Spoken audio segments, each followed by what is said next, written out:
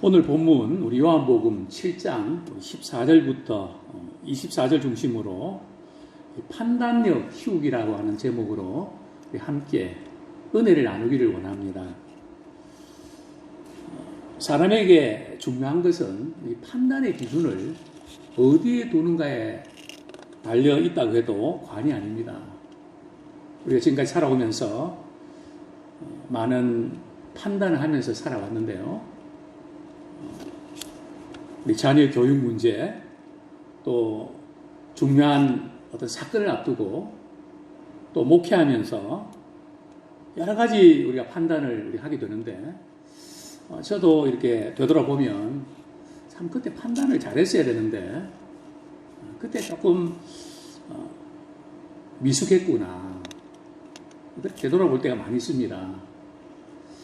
또 요즘 저는 우리 나라를 이렇게 바라보면서 우리 정치인들이 올바르게 판단하고 올바르게 결정하고 있는가 하는 그런 부분에서 좀 의구심도 갖게 되고, 어떻게 하면 주님이 주시는 판단력으로 이 어려운 이 시국을 극복할 수 있을까.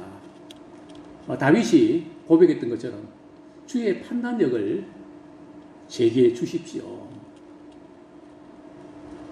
점점 판단력이 흐려져가는 이 시대에 우리 주님께서는 오늘 우리에게 도전하고 계십니다. 우리 어떻게 올바른 판단력을 할 수 있을까?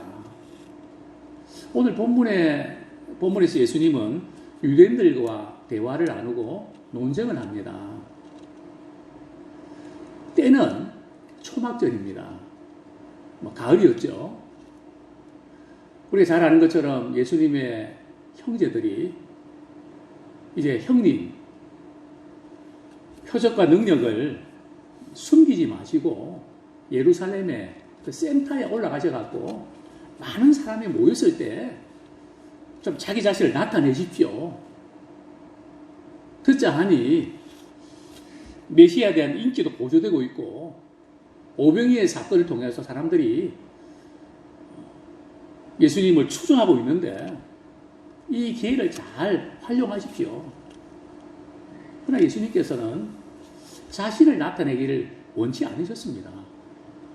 예수님의 관심은 오로지 하나님의 때에 있었고 그분을 나타내기를 원하셨습니다.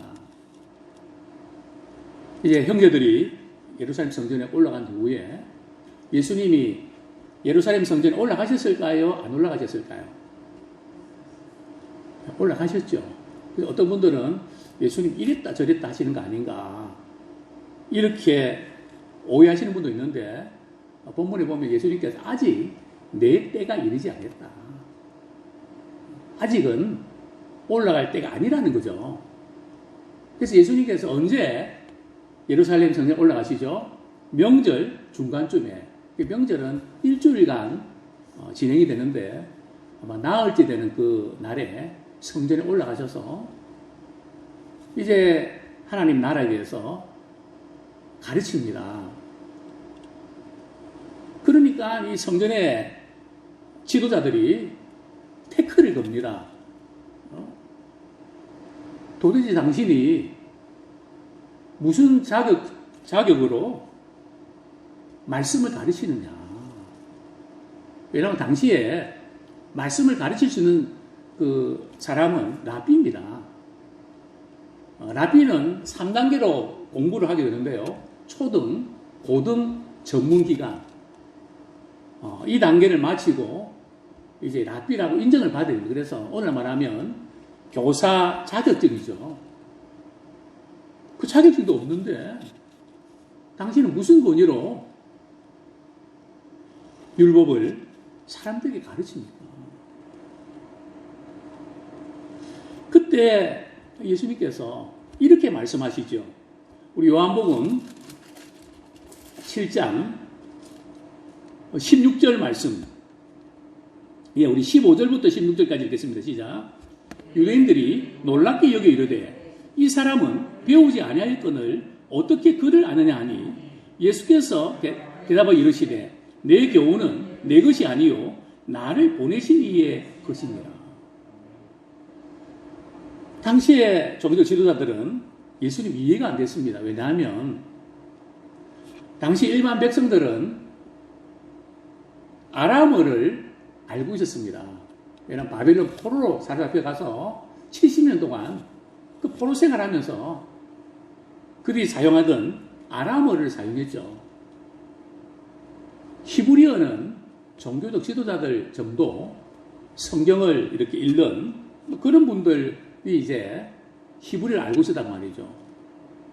근데 그들이 볼 때는 예수는 나사렛 요셉의 목수의 아들이고 나사렛 출신의 목수의 아들인데 뭐 학교 나온 것도 아니고 또 신학 교육을 받은 것도 아니고 사도 바울처럼 가말리엘 문화에 그 사람에게서 배운 것도 아니고 도대체 당신의 학벌은 뭡니까? 당신이 무슨 자격으로 가르칩니까? 참 이상하게 여겼습니다. 그때 예수님께서 뭐라고 말씀하십니까? 내 교훈은 내 것이 아니요 나를 보내신 이의 것이다. 다시 말씀드리면 판단력의 기준은 이게 사람의 교훈인가 하나님의 교훈인가를 우리는 분별할 줄 알아야 됩니다. 오늘 인터넷 또 스마트폰 여러 가지 책들 그 정보 속에서 이게 지금 사람의 교훈인가 이게 하나님의 교훈인가. 물론 우리가 사람의 교훈도 다 무시하면 안 됩니다. 일반 은총도 우리 하나님이 우리에게 주신 선물이죠. 그러나 일반 은총들 가운데 사람들이 만든 것, 또 잘못된 것, 뭐 차별금지법이라든지 제가 지금 차별금지법과 정교 분리에 대해서 제가 지금 준비를 하고 있는데요. 이게 지금 허점이 뭐고 이게 도대체 어디서 왔냐. 그러면서 제가 지금 동성애를 혐오하는 이게 어디서 왔는가. 지금 마르크스의 그 책 두 권을 읽고 있습니다. 이 공산주의 사상에서 이 동성애를 지시하는 이거 연결이 돼요. 왜냐하면 그러기 위해서 가족을 없애야 되거든요. 남녀, 성애 그런 구분을 없애야 되니까. 그래서 이게 연결된다는 거죠. 이건 사람의 교훈입니다. 그래서 우리는 이 어두워져가는 이 세대에 이게 지금 하나님께 주시는 교훈인가 분별해야 판단력이 생깁니다. 그래서 우리는 다 사람마다 관점이 다르지만은 우리의 판단력의 기준은 하나님의 교훈, 하나님께로부터 온 것인가를 분별할 줄 아는 우리가 되기 원합니다. 그러면 이것이 하나님에서 온 것인지 사람에게서 온 것인지 어떻게 압니까? 분별하기 위해서 그 기준이 있는데요. 그 기준이 두 가지입니다. 어떻게 올바르게 판단할 수 있는가? 판단을 어떻게 하면 키울 수 있는가? 그 첫 번째가 바로 17절 말씀 같이 읽겠습니다. 시작. 사람이 하나님의 뜻을 행하려 하면 이 교훈이 하나님께로부터 왔는지 내가 스스로 말함인지 알리라. 구분하는 기준은 사실 간단합니다. 하나님의 뜻을 행하는 사람은 이 교훈이 사람에게서 왔는지 하나님에서 왔는지를 알게 된다는 거죠. 하나님의 뜻을 행하지 않는 사람은 하나님의 뜻이라고 하지만 자기 말을 한다는 거죠. 우리 성경 말씀 우리 한 구절 더 보겠습니다.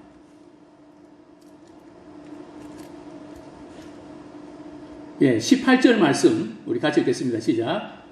스스로 말하는 자는 자기 영광만 구하되 보내신 이의 영광을 구하는 자는 참되니 그 속에 불의가 없느니라.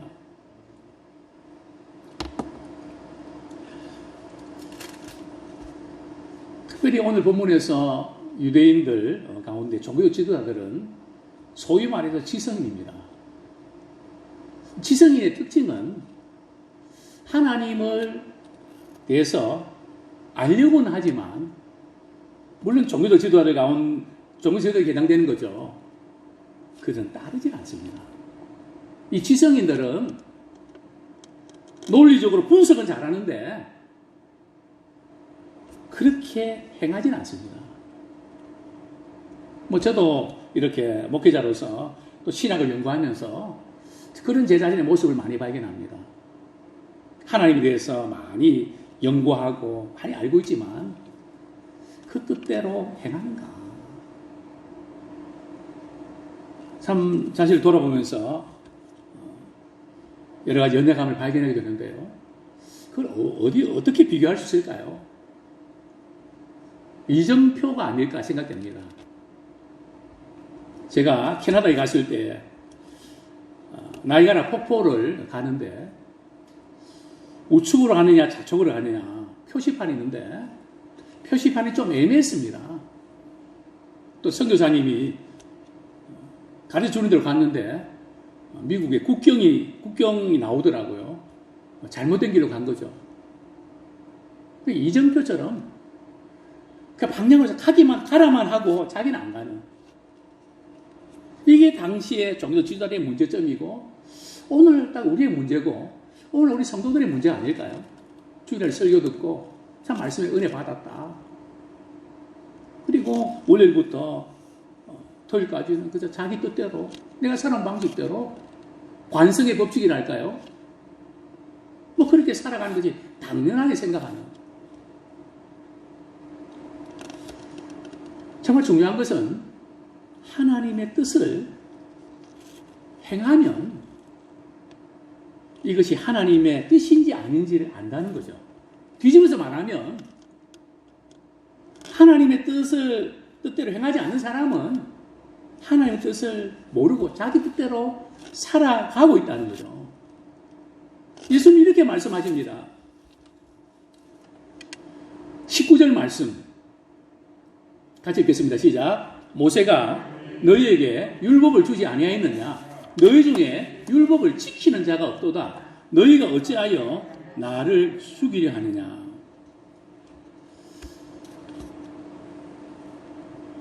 그들이 모세 율법에 대해서 운운하고 율법에 이렇게 되어 있고 그래서 안식일 지켜야 된다 그러고 그렇게 말은 말이 하지만 율법을 지키는 자가 없다는 거죠. 즉 하나님의 말씀에 대해서 순종하려고 하는 마음 자체가 없다는 거예요.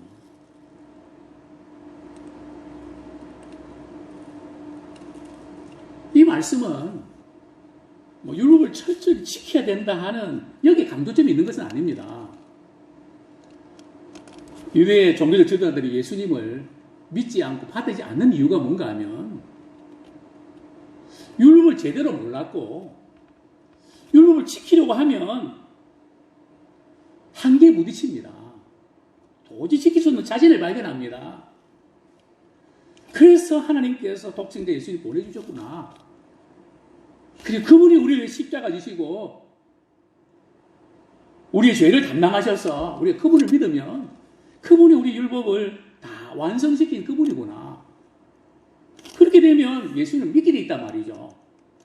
율법을 지키려고 하지 않으니까 예수님을 받아들일 마음 자체가 없는 거죠.